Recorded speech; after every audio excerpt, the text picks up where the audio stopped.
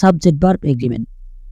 আশা করি আজকের এই ক্লাসটা করলে তোমাদের আর সাবজেক্ট ভার্ব এগ্রিমেন্ট নিয়ে কোনো ধরনের প্রশ্ন আর থাকবে না, সেটা এসএসসি হোক এইচএসসি হোক।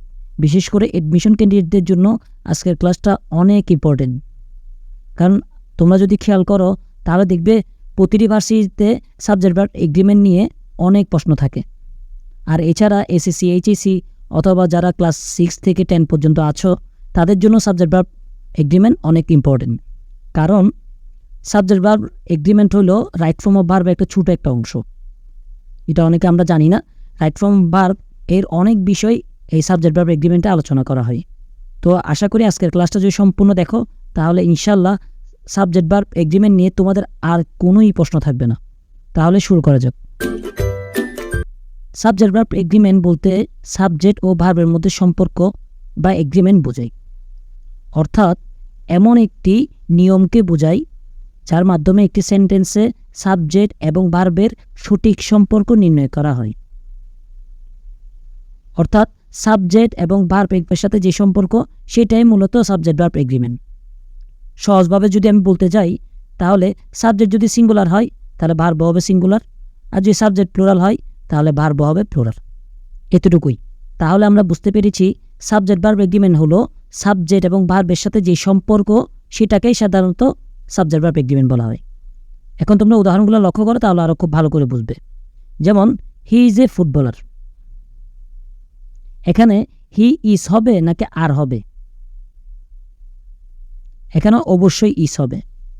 কেন হবে এই জিনিসটা এখানে আলোচনা করা হয়েছে। এখানে হি হলো সিঙ্গুলার ভার্ব। আমরা কি আলোচনা করেছিলাম সাবজেক্ট যদি সিঙ্গুলার হয় তাহলে আপনার ভার্ব হবে সিঙ্গুলার। সেজন্য এখানে সাবজেক্ট হি সেটি হলো সিঙ্গুলার সাবজেক্ট, সেজন্য ভার্ব এখানে আর বসে নাই, ইজ বসেছে, কারণ ইজ হলো সিঙ্গুলার। আশা করি বুঝতে পেরেছ। এখন দে আর ফুটবলার, এখানে কি ইজ হবে নাকি আর হবে? এখানে দে হলো প্লুরাল সাবজেক্ট, আর প্লুরাল সাবজেক্ট হলো কি হয়? এই তো সাবজেক্ট যখন প্লুরাল হয় আমাদের ভার্ব হয় প্লুরাল। সুতরাং আমরা বলতে পারি এখানে ইজ হবে না, হবে আর। অর্থাৎ দে আর ফুটবলার। কেন? এখানে দে হলো প্লুরাল সাবজেক্ট, তাই প্লুরাল ভার্ব আর বসেছে। তাহলে এখন বোঝা যাচ্ছে সাবজেক্ট যখন সিঙ্গুলার হবে ভার্বও সিঙ্গুলার হবে, আর যদি সাবজেক্ট প্লুরাল হয় তাহলে ভার্বও প্লুরাল হবে। এই জিনিসটাই হলো সাবজেক্ট ভার্ব এগ্রিমেন্ট। আচ্ছা, এখন আমরা রুলসে চলে যাই। Rules number 1, he she it বা যে কোনো ব্যক্তি বা বস্তুর নাম যদি হয় এগুলো আসলে সাধারণত সিঙ্গুলার হয়ে থাকে। এগুলো সাধারণত সিঙ্গুলার হয়ে থাকে। তাহলে এদের ভার্বটা কী হবে? এদের ভার্বটাও হবে সিঙ্গুলার। কারণ হি শি ইট বা যে কোনো ব্যক্তি বা বস্তুর নাম হলে আসলে সিঙ্গুলার। আর আমরা কি বলেছিলাম উপরের ক্লাসে? সাবজেক্ট যদি সিঙ্গুলার হয় তাহলে ভার্ব হবে সিঙ্গুলার। এই তো এখন এটা হলো সিঙ্গুলার, হি শি ইট বা যে কোনো ব্যক্তি বা বস্তুর নাম হলো সিঙ্গুলার, তাহলে ভার্বটাও কী হবে? সিঙ্গুলার। যেমন আমরা এখানে উদাহরণ দিই, হি এখানে প্লেস ক্রিকেট, এখানে এস কেন যুক্ত হয়েছে? হি এর পর প্লেস ব্যবহার করা হয়েছে, কারণ ভার্বের সাথে এস বাই এ যোগ করলে ভার্ব সিঙ্গুলার হয়। যেহেতু হিটা সিঙ্গুলার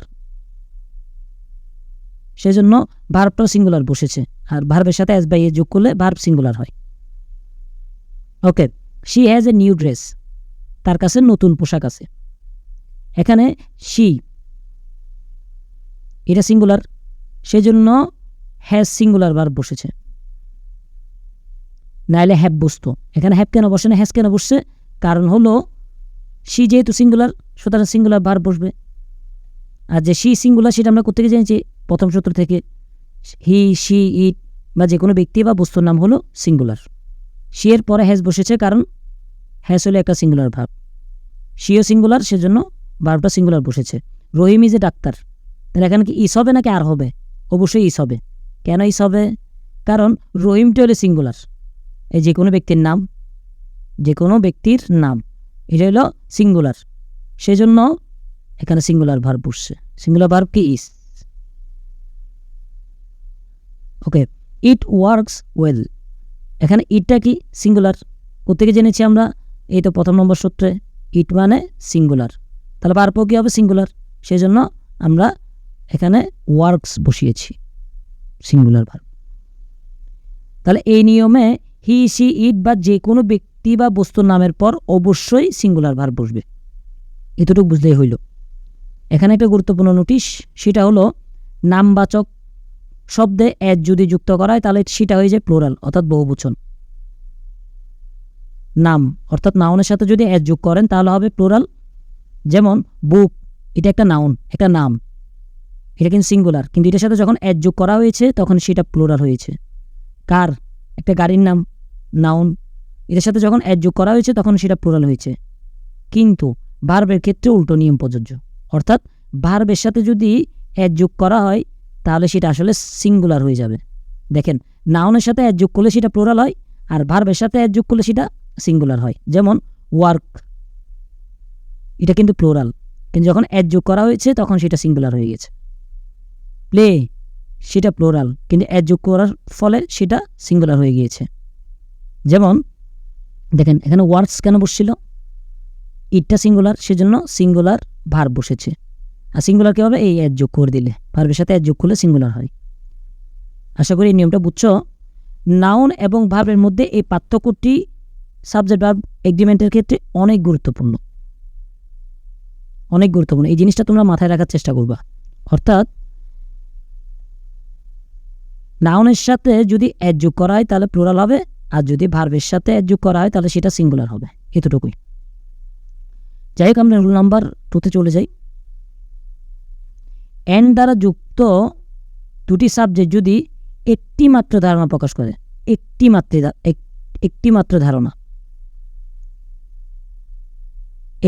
ধারণা প্রকাশ করে, তখন ভার্ব হবে সিঙ্গুলার। ভার্ব হবে সিঙ্গুলার যখন একটি ধারণা প্রকাশ করবে। উদাহরণ, bread and butter is good for breakfast. এখানে ব্রেড অ্যান্ড বাটার এন দিয়ে যুক্ত হয়েছে দুইটা সাবজেক্ট, ব্রেড অ্যান্ড বাটার, কিন্তু এখানে একই অর্থ দিয়েছে, সেজন্য ভার্ব সিঙ্গুলার বসেছে। এখানে ব্রেড অ্যান্ড বাটার একসাথে একটি খাবার হিসেবে ধরা হয়েছে, মানে একটা খাবারের ধারণা বোঝানো হয়েছে, অর্থাৎ সিঙ্গুলার, সেজন্য ভার্ব সিঙ্গুলার ব্যবহার করা হয়েছে। Time and tide waits for none. এখানে টাইম অ্যান্ড টাইট একত্রে একটি ধারণা প্রকাশ করে, তাই ভার্বের সাথে এজ যুক্ত হয়েছে, অর্থাৎ ওয়েটস। এর আগে আমরা বলেছিলাম ভার্বের সাথে এজ যোগ করলে সেটা সিঙ্গুলার হয়। যেহেতু টাইম অ্যান্ড টাইটস একটা মাত্র ধারণা, সেজন্য সেটা সিঙ্গুলার, সেজন্য ভার্বটাও সিঙ্গুলার হবে।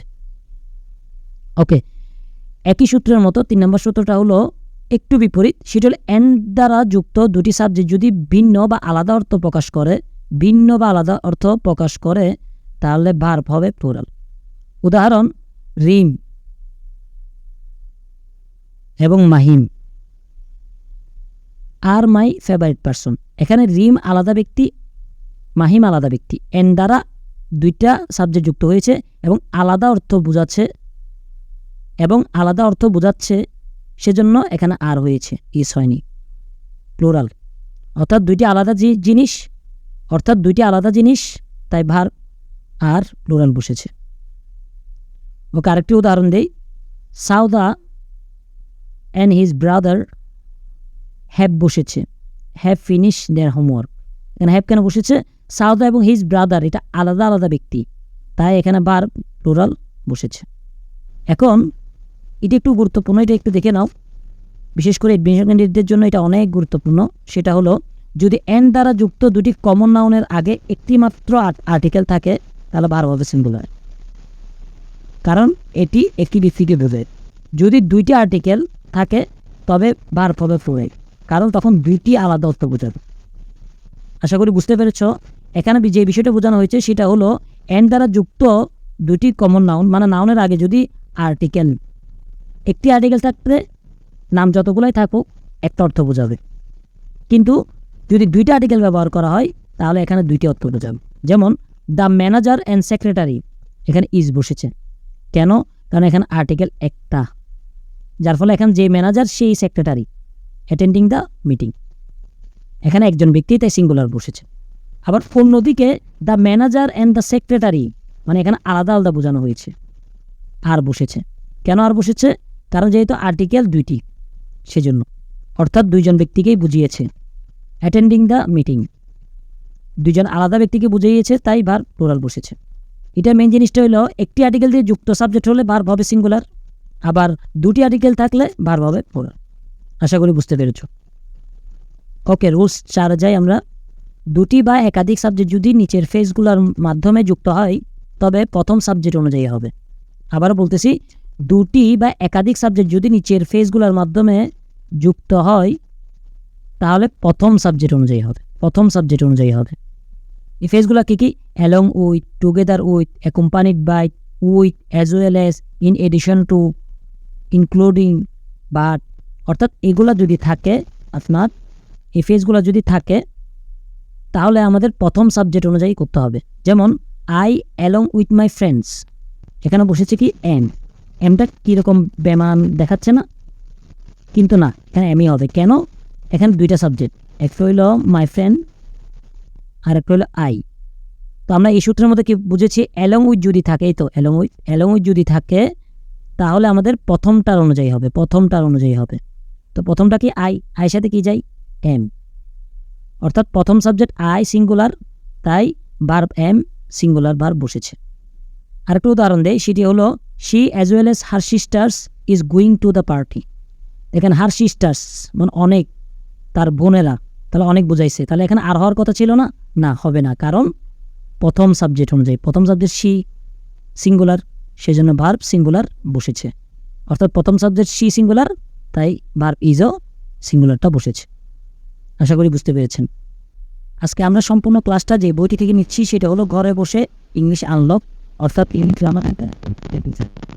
এই বইটি থেকে যত রকম টপিক আছে ইংলিশের, প্রতিটা টপিক নিয়ে এখানে বিস্তারিত আলোচনা করা হয়েছে।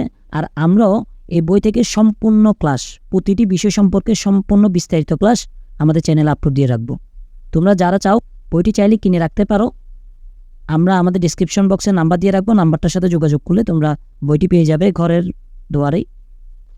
আর যাদের কেনার সামর্থ্য নেই তাদের কোনো সমস্যা নেই, তোমরা ভিডিওটি থামিয়ে প্রতিটি সূত্র মনোযোগ সহকারে দেখবে এবং লিখে রাখবে। আশা করা যায় যদি ক্লাসটা সম্পূর্ণ করো তাহলে তোমরা আর কখনো এই টপিক নিয়ে কোনো ক্লাস তোমাদের আর করতে হবে না। তো 5 নম্বর সূত্র, যদি আইদার অর, নাইদার নর, not only, but also, or, নর ইত্যাদি কনজাংশন দিয়ে দুটি সাবজেক্ট যুক্ত হয় তাহলে সব সময় দ্বিতীয় অর্থাৎ নিকটবর্তী সাবজেক্ট অনুযায়ী ভার্ব বসবে। অর্থাৎ কনজাংশনের পরের দ্বিতীয় সাবজেক্টটি সিঙ্গুলার হলে ভার্বও সিঙ্গুলার হবে, দ্বিতীয় সাবজেক্টটি যদি প্লুরাল হয় তাহলে ভার্বও প্লুরাল হবে। উদাহরণ দেই তাহলে তোমরা বুঝবা। Either Alif or his friends, এখানে কোনটা অনুযায়ী হবে? দ্বিতীয় সাবজেক্ট, অথবা নিকটবর্তী। এখানে নিকটবর্তী কোনটা? আরের, সেটা হলো হিজ ফ্রেন্ডস, সেজন্য এখানে আলিফ অনুযায়ী হয় নাই, এখানে হিজ ফ্রেন্ডস বেশি, সেজন্য আর বসেছে। যদি প্রথমটা অনুযায়ী হইতো আলিফ তাহলে এটা কিন্তু সিঙ্গুলার হইতো, কিন্তু এখানে বসেছে নিকটবর্তী অথবা দ্বিতীয়টার অনুযায়ী, সেজন্য আর বসেছে।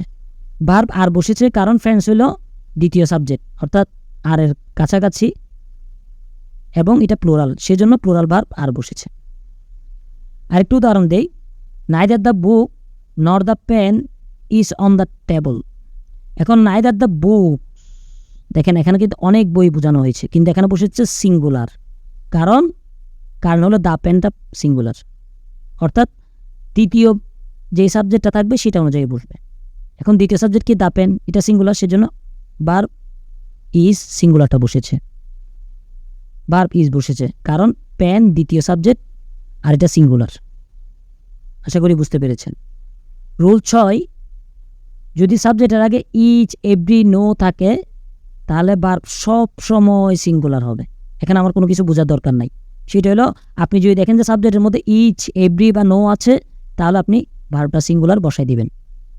যেমন এভরি আছে, এভরি বয় অ্যান্ড গার্ল, যদিও দেখতে প্লুরাল মনে হচ্ছে কিন্তু না, যেহেতু এভরি আছে তাহলে ভার্বটা সব সময় সিঙ্গুলার, এখানে ওয়াজ বসবে, এখানে আরও বসবে না, অয়ারও বসবে না। এভরি ব্যবহার করা হয়েছে সেজন্য সিঙ্গুলার ভার্ব ওয়াজ ব্যবহার করা হয়েছে। Okay, no child is allowed to enter the room, এখানে ইজ কেন বসেছে? কারণ নো থাকলে ভার্ব সবসময় কি হয়? সিঙ্গুলার, সেজন্য এখানে ইজ বসেছে। নো ব্যবহার করা হয়েছে তাই সিঙ্গুলার ভার্ব ইজ করা হয়েছে। 7 number rules, one of, each of, either of, neither of, none of, any of এবং দ্য নাম্বার অফের পর নাউন সবসময় প্লুরাল হবে, কিন্তু ভার্ব হবে সিঙ্গুলার। অর্থাৎ one of, each of, either of, neither of, none of, any of, the number of এগুলো যদি থাকে তাহলে এরপরে যে নাউনটা থাকবে নাউনটা হবে প্লুরাল কিন্তু ভার্বটা হবে সিঙ্গুলার। উদাহরণ দিই তাহলে তোমরা বুঝবা। ওয়ান অফ দ্য বুক, দেখেন এটা কিন্তু প্লুরাল কিন্তু ভার্বকে বসছে সিঙ্গুলার। অর্থাৎ ওয়ান অফ দ্যার পর সবসময় নাউন হবে প্লুরাল আর ভার্ব হবে সিঙ্গুলার।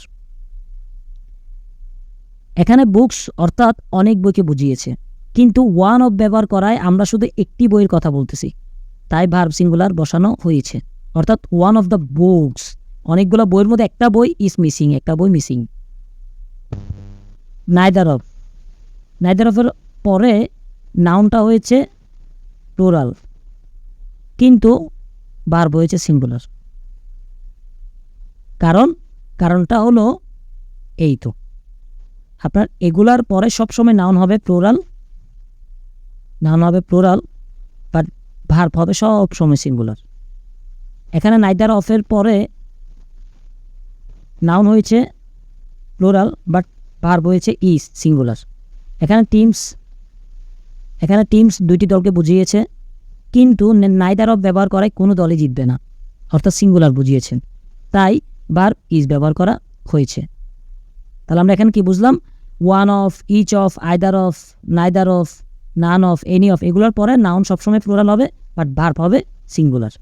একটু ভিন্নতা আছে, এখন যেটা পড়াবো সেটা ভিন্নতাটা হলো এ নাম্বার অফ বা সাম অফ এগুলোর পরে নাউনটাও প্লুরাল হবে ভার্বটাও প্লুরাল হবে, জাস্ট এতটুকু তফাৎ। ওগুলো অর্থাৎ এগুলো যদি থাকে তাহলে অবশ্যই নাউন হবে প্লুরাল বাট ভার্ব হবে সিঙ্গুলার, কিন্তু এ নাম্বার অফ থাকলে অর্থাৎ দ্য নাম্বার অফ থাকলে কিন্তু আপনার নাউন হবে প্লুরাল বাট ভার্ব হবে সিঙ্গুলার। আর এখানে এ নাম্বার অফ থাকলে নাউনও প্লুরাল ভার্বও প্লুরাল। এখন 8 নাম্বার সূত্র, কিছু নাউন দেখতে প্লুরাল মনে হবে, আপনার দেখতে মনে হবে যে এটা প্লুরাল কিন্তু এগুলো আসলে সিঙ্গুলার। তো সিঙ্গুলার হলে কী হবে? ভার্বটাও সিঙ্গুলার বলবে। যেমন ম্যাথমেটিক্স, দেখেন আপনি এখানে এস আছে, তাহলে আপনার মনে হবে সেটা হয়তো প্লুরাল। ফিজিক্স, আপনি এটা হয়তো প্লুরাল মনে হতে পারে, এটা আসলে সিঙ্গুলার অর্থ দেয়, তাই ভার্বও সিঙ্গুলার বুঝবে। যেমন mathematics is my favourite subject, mathematics is বসেছে, কেন ইজ বসেছে? কারণ ম্যাথমেটিক্সটা দেখতে প্লুরাল মনে হলে সেটা আসলে সিঙ্গুলার, সিঙ্গুলার হলে ভার্ব সিঙ্গুলার হবে। দ্য নিউজ দেখতে প্লুরাল মনে হচ্ছে যেহেতু এজ আছে, কিন্তু না, এটা সিঙ্গুলার, সেজন্য ভার্বও সিঙ্গুলার বসেছে। ইকোনমিক্স দেখতে মনে হবে প্লুরাল বাট এটা সিঙ্গুলার, তাই এখানে ইজ বসেছে। Economics is important. 9 নাম্বার সূত্র, কিছু নাউন সব সময় প্লুরাল অর্থ প্রকাশ করবে, সুতরাং এগুলা সবসময় প্লুরাল ভার্বই ব্যবহার করতে হবে। অর্থাৎ ভেজিটেবল, গুড, এই নাউনগুলা এগুলো সব সময় আপনার প্লুরাল অর্থ প্রকাশ করবে, সেজন্য ভার্বটা এখানে প্লুরাল হবে। যেমন পিপল সব সময় প্লুরাল অর্থ দিবে। ভেজিটেবলস, গুডস এগুলো সব সময় ডাবল অর্থ দিবে। যেমন দ্য কাটল আর বসেছে, কারণ কাটলটা সব সময় আপনার প্লুরাল অর্থ দেয়, সেজন্য এখানে প্লুরাল বসেছে। পিপল সবসময় প্লুরাল, সেজন্য আর বসেছে প্লুরাল। 10 নম্বর সূত্রটা অনেক ইম্পর্টেন্ট।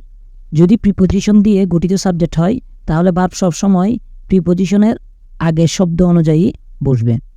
অর্থাৎ যদি প্রিপোজিশনের আগের শব্দটি সিঙ্গুলার হয় তাহলে ভার্ব হবে সিঙ্গুলার, আর যদি আগের শব্দটি প্লুরাল হয় তাহলে তোমার ভার্ব হবে plural. The bag of apples is are on the table, এখানে কোনটা অনুযায়ী হবে? এখানে অ্যাপেলস আছে অর্থাৎ অনেক আছে, তাহলে এখানে আর হওয়ার কথা ছিল কিন্তু আর হবে না, এখানে হবে ইজ, কারণ প্রিপোজিশন অর্থাৎ অফের আগে শব্দ কি? দ্য ব্যাগ, দ্য ব্যাগটা সিঙ্গুলার দেন এখানে সিঙ্গুলার হয়েছে। এখানে দ্য ব্যাগটা সিঙ্গুলার তাই ভার্ব সিঙ্গুলার ভার্ব বসেছে। আরেকটা the group of students plural, কিন্তু এখানে ভার্ব হয়েছে সিঙ্গুলার, কারণ দ্য গ্রুপটা হলো singular. The boxes of book is হবে নাকি আর হবে? এখানে আর হবে। কেন? বুকসের জন্য না, দ্য বক্সের জন্য। এখানে দ্য বক্স হইল প্লুরাল, সেজন্য ভার্বটা এখানে প্লুরাল হয়েছে, অর্থাৎ প্রিপোজিশনের আগে যেটা হয় সেটা অনুযায়ী হয়। The workers of this company is হবে নাকি আর হবে? এখন এটার জন্য আমাদের দেখতে হবে অফের আগেরটা কি আছে। অফের আগেরটা আছে ওয়ার্কার্স, অর্থাৎ বেশি, প্লুরাল, সেজন্য এখানে আর হয়েছে। দ্য ওয়ার্কার্স প্লুরাল, ভার্ব এখানে প্লুরাল হয়েছে। অর্থাৎ এই নিয়মে প্রিপোজিশনের আগের নাউন বা প্রনাউন অনুযায়ী ভার্বটা বসবে। আগেরটা সিঙ্গুলার হলে সিঙ্গুলার, প্লুরাল হলে প্লুরাল। 11 নম্বর সূত্রটা হলো যদি ভগ্নাংশ তোমরা সবাই চিনো, যদি ভগ্নাংশ ব্যবহার করে কোনো বাক্য তৈরি করা হয় তাহলে অফের পরের ওয়ার্ড অনুযায়ী হবে। এর আগেরটাতে আমরা কি শিখেছি? অফের আগের অনুযায়ী হবে, কিন্তু ভগ্নাংশের ক্ষেত্রে কিন্তু অফের পরেরটার অনুযায়ী হবে। অর্থাৎ অফের পরের শব্দটা যদি সিঙ্গুলার হয় তাহলে ভার্বটা হবে সিঙ্গুলার, আর অফের পর ওয়ার্ডটা যদি প্লুরাল হয় তাহলে ভার্ব হবে প্লুরাল। আশা করি বুঝতে পেরেছো। যেমন 1/3 অফ দ্য কেক, এখানে ইস হবে নাকি আর হবে? দ্য কেক সিঙ্গুলার, সেজন্য সিঙ্গুলার, অর্থাৎ অফের পরেরটার অনুযায়ী হয়েছে। কেক সিঙ্গুলার তাই ভার্ব সিঙ্গুলার। 2/3 অফ অ্যাপেলস, দেখেন এখানে কোনটা অনুযায়ী হয়েছে? 2/3 অফ না, এখানে সেকেন্ডটার অনুযায়ী হয়েছে, অফের পরেরটার অনুযায়ী। এখানে অ্যাপেলসটা প্লুরাল তাই এখানে আর বসেছে, অর্থাৎ plural. Half of the water, এখানে ইজ হবে নাকি আর হবে? ওয়াটার, তা ওয়াটারটা হচ্ছে সিঙ্গুলার, সেই জন্য সিঙ্গুলার বসেছে, অর্থাৎ ইজ বসেছে। এখন 12 নম্বর সূত্র, যদি একের অধিক পার্সন অর্থাৎ ব্যক্তি বিশিষ্ট সাবজেক্ট থাকে তবে সাবজেক্টগুলো ক্রমানুসারে বসবে। যেমন সাধারণ ক্রমানুসারে কীভাবে হবে? প্রথমে সেকেন্ড পার্সন বসবে, তারপর থার্ড পার্সন, তারপর ফার্স্ট পার্সন। কিন্তু যদি বাক্যটা দোষ বা অপরাধমূলক হয় তাহলে কিন্তু সাবজেক্ট বসবে যে প্রথমে ফার্স্ট পার্সন, তারপর সেকেন্ড পার্সন, তারপর থার্ড পার্সন। অর্থাৎ first person, third person, second person ক্রমানুসারে। একাধিক সাবজেক্ট থাকলে ভার্ব সবসময় প্লুরাল হবে, এটা তো জানো। এখন উদাহরণ দিয়ে তোমরা বুঝতে পারবা। যাই হোক, সাধারণ ক্রম হলো 2 3 1, 2 3 1। সাধারণত 2 মানে আগে সেকেন্ড পার্সন বসবে, তারপর থার্ড পার্সন, তারপর ফার্স্ট পার্সন। আর অপরাধমূলক হইলে 1 2 3, 1 2 3। যেমন উদাহরণটা দিই, you, he and I.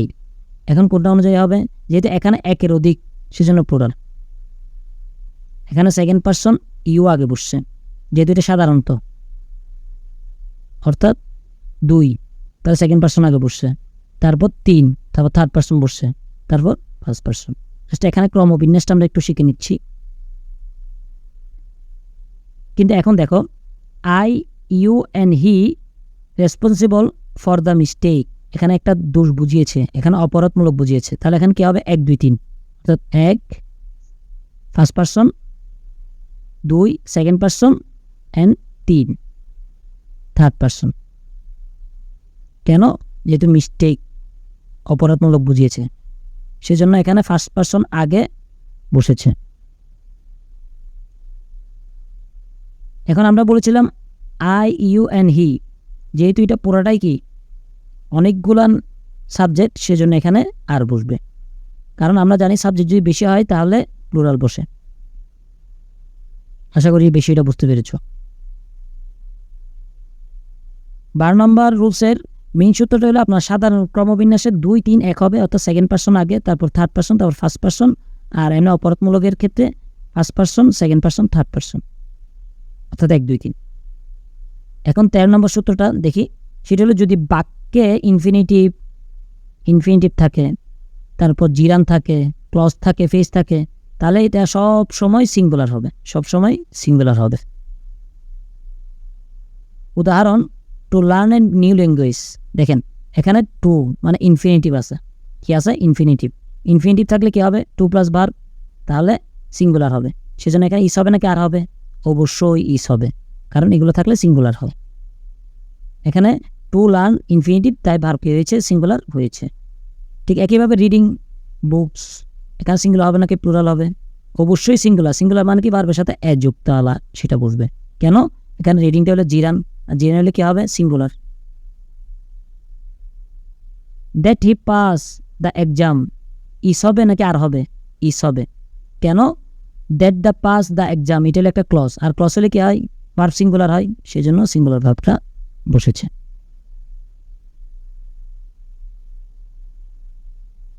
Walking in the morning, এটা কি? এটা একটা ফেস, আর ফেস হলে কি হয়? সিঙ্গুলার হয়, সেজন্য আর হবে না, এখানে হবে ইস। এখানে ওয়াকিং একটি ফেস, তাই ভার্বও এখানে সিঙ্গুলার হয়েছে। তো আশা করি আজকে তোমরা সাবজেক্ট ভার্ব এগ্রিমেন্টের যতগুলো সূত্র আছে প্রতিটা সূত্র এখানে আমি আলোচনা করেছি। আশা করা যায় একটু ধৈর্য সহকারে যদি সম্পূর্ণ ভিডিওটা করো তাহলে তোমরা খুব সহজেই বুঝতে পারবে।